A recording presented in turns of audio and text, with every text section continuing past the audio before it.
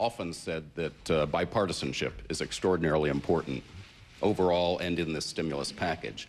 But now when we ask your advisors about the lack of bipartisanship so far, 0 votes in the House, 3 in the Senate, they say, well, it's not the number of votes that matters, it's the number of jobs that will be created.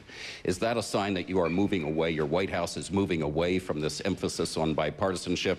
And what went wrong? Did you underestimate how hard it would be to change the way Washington works? Well, I don't think I underestimated it. I don't think the American people underestimated it. They understand that there have been a lot of bad habits built up here in Washington, and it's going to take time to break down some of those bad habits.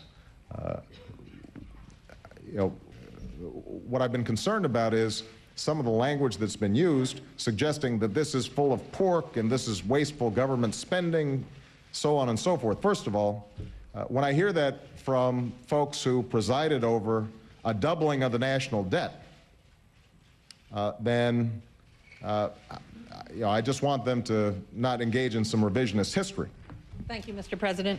If it's this hard to get more than a handful of Republican votes on what is relatively easy, spending tons of money and cutting people's taxes, when you look down the road at health care and entitlement reform and energy reform, those are really tough choices. You're going to be asking some people to get less and some people to pay more.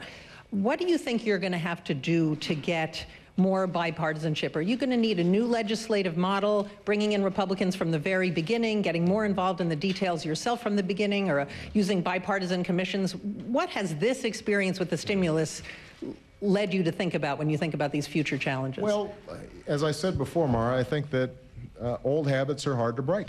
And we're coming off an election, and I think people want to sort of test the limits of what they can get